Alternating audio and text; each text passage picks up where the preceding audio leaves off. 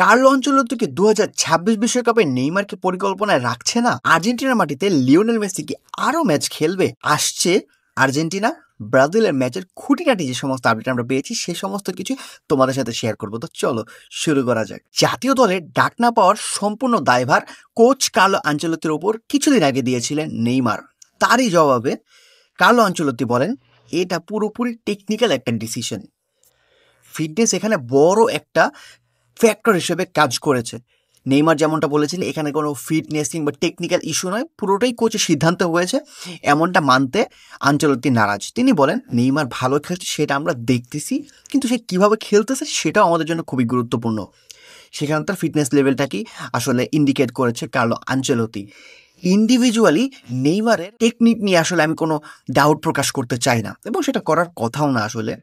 কিন্তু যখন তুমি প্রপারলি ফিট থাকবে না, তোমার ফিটনেসটা কোচের পরিকল্পনার সাথে প্রপারলি যাবে না, তখন তুমি কিন্তু দলীয় যে টেকনিক্যাল প্ল্যান সেটাতে ম্যাচ হয়তো করবে না কিংবা সাংঘর্ষিক হয়ে যেতে পারে।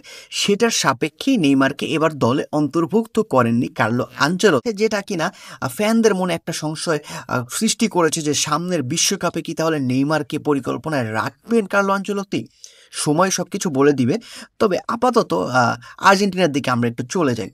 লিওনেল স্কালোনি বলেছে এটা মেসির আর্জেন্টিনার মাটিতে শেষ ম্যাচ হয়তো নাও হতে পারে। আমরা চেষ্টা করব মেসিকে সামনে আরও অ্যাটলিস্ট একটা ম্যাচ আর্জেন্টিনার মাটিতে খেলানো, কারণ সে সেটা ডিজার্ভ করে এবং দর্শকরাও সেটা ডিজার্ভ করে। যখন সে একসাথে তার সাথে মাঠে নেমেছে 2006 বিশ্বকাপের কথা বলছি, সেখান থেকে শুরু করে তাকে কোচিং করানো, সব মিলে একটা বড় মিশ্র প্রতিক্রিয়া, ফিলিংস কাজ করতেছে একসাথে টিমমেট এবং পরে গিয়ে তার গুরু হওয়াটা। সব মিলিয়ে একটা ইমোশনাল সিচুয়েশনের মধ্যে আসলে পড়ে গিয়েছিলেন লিওনেল স্কালোনি, এবং তিনি চান যে খুব সুন্দর একটা ইতি লিওনেল মেসি আসলে যাতে টানতে পারে।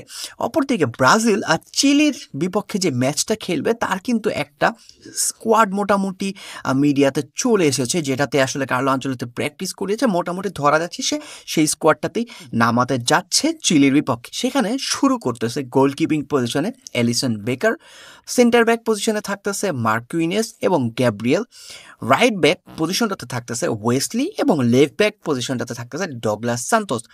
ডাবল পিভটে মিডফিল্ডে থাকতেছে ব্রুনো গিউমারেশ এবং কাসেমিরো, যেটা কিনা একটা বড়সড় পরীক্ষার মুখে হয়তো ক্যাসেমিরোকে ফেলতে পারে, কারণ ইউজুয়ালি ক্যাসেমিরো আসলে সিঙ্গেল পিভটে খেলার খেলোয়াড়।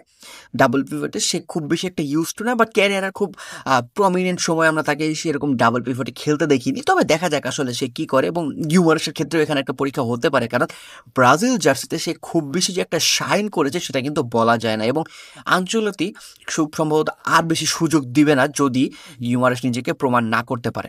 সামনের দিকে যদি আগাই, লেফট উইং বা লেফট মিড পজিশনটাতে দেখা যাবে মার্টিনেলিকে, শ্যাডো স্ট্রাইকার কিংবা অ্যাটাকিং মিডফিল্ডার রোলটাতে দেখা যাবে রাফিনিয়াকে, রাইট উইং বা রাইট মিডফিল্ডার পজিশনটাতে দেখা যাবে এস্তেভা উইলিয়ানকে, এবং ফরওয়ার্ড কিংবা স্ট্রাইকার রোলটাতে দেখা যাবে জোয়াও পেদ্রোকে।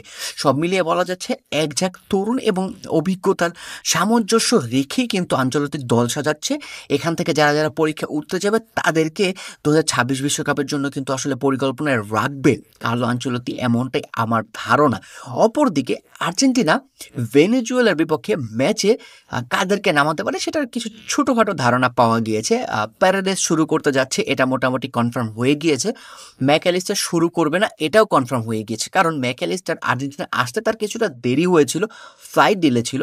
তো সেক্ষেত্রে সে কেবলমাত্র একটি সেশন করতে পেরেছে দলের সাথে, যার ফলে হয়তো তাকে ভেনেজুয়েলার ম্যাচটাতে নাও দেখা যেতে পারে, এমনটাই ধারণা পাওয়া গিয়েছে। আলভারেজ শুরু করতেছে, দিবু মার্টিনেজ তো শুরু করতেছে, লিওনেল মেসি শুরু করতেছে। তো আপাতত এগুলো কনফার্ম হওয়া গিয়েছে। আরও কিছু পজিশন আছে, বাট যেহেতু যেগুলো একদম কনফার্ম লিক্স বের হবে সেগুলোই আমি বলার চেষ্টা করতেছি। অ্যান্ড তরুণদেরকে নিয়ে আসলে স্কালোনি বলেছে যে আমাদের দলের অবস্থা এখন এমন রয়েছে যে আমরা আসলে খুব স্বাচ্ছন্দ্যে তরুণদেরকে এক্সপেরিমেন্ট করতে পারি, কিন্তু আমরা বেস্ট 11টাই নামানোর চেষ্টা করব একই সাথে সেটাও আমাদের মাথায় রাখতে হবে, তরুণদেরকেও সামনের বিশ্বকাপের জন্য প্রস্তুত করতে হবে। মাস্তানতুয়ানো সম্পর্কে তিনি বলেন মাস্তানতুয়ানো খুবই দারুণ খেলোয়াড়, এবং একই সাথে তিনি নিকো পাসকেও পরিকল্পনায় রাখছেন, যে নিকো পাস চিলির বিপক্ষে ম্যাচটাতে দেখিয়েছে সে কিন্তু প্রস্তুত আর্জেন্টিনার জার্সির ভারটা নিজের কাঁধে চাপানোর জন্য। মাস্তানতুয়ানোকেও তিনি পরিকল্পনায় রাখছেন এবং তিনি বলেন তাদের বয়সটাকেও কিন্তু আমাদের কনসিডার করতে হবে, কারণ সামনের দিনগুলোতে জাতীয় দলের কিন্তু অনেক কিছুই তাদের দেয়ার রয়েছে। তো বলা যাচ্ছে যে মোটামুটি এই যে ইয়াং গানস আছে যাদেরকে আমরা দেখতেছি তারা বেশ ভালো আলো ছড়াচ্ছে, তাদেরকে ঘিরে কিন্তু স্কালোনি সামনে বড় পরিকল্পনাই করছে। সো আপাতত এতটুকুই ছিল দুই বড় দলের আপডেট। সামনে অন্য কোনো ভিডিওতে অন্য কোনো আপডেট নিয়ে তোমাদের সামনে চলে আসবো। টিল দেন সবাই ভালো থাকো, পিস।